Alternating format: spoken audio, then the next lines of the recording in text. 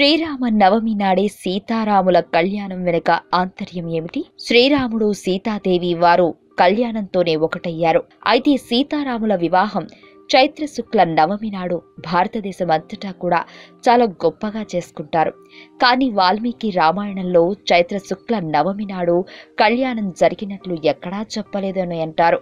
మరి చైత్ర శుక్ల నవమి నాడు కళ్యాణాన్ని ఎందుకు ఆచరిస్తారు?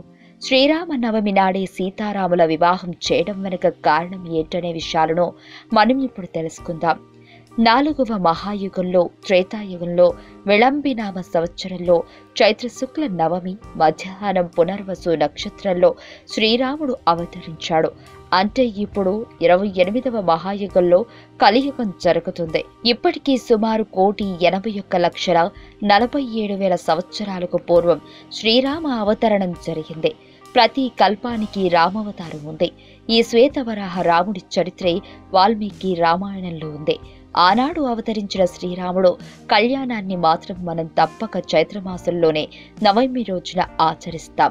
దీనికి కారణం లోకంలో సీతారాములను విడిగా పూజించకూడదనే సాంప్రదాయం. శ్రీకృష్ణుడిని బాలకృష్ణుడిగా పూజించవచ్చును, వైష్ఠగా ఆరాధించవచ్చును.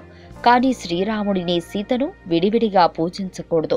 శ్రీకృష్ణుడి అవతారపు రోజున శ్రావణ బహుళ అష్టమి. ఆ రోజు ఆయనకు జన్మోత్సవం చేస్తారు. కానీ కళ్యాణం చెయ్యం. జన్మదినం నాడు కళ్యాణం చేసేది ఇద్దరికి మాత్రమే. ఒకటి పార్వతీ పరమేశ్వరులకు, మరొకటి సీతారాములకు.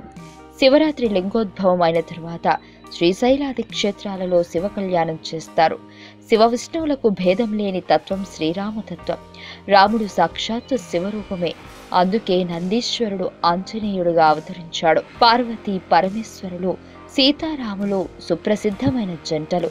వృద్ధ దంపతులను పార్వతీ పరమేశ్వరులు అంటారు. యవ్వనంలో ఉంటే సీతారాములు అంటారు. మానవుల పేర్లలో కూడా సీతారాములను విడివిడిగా చెప్పరు. పురుషులకైతే సీతారామయ్య, సీతాపతి, శ్రీరామచంద్రమూర్తి అని, స్త్రీలకైతే సీతారామమ్మ, రామసీత అని పెట్టుకుంటారని మన పండితులు చెబుతున్నారు.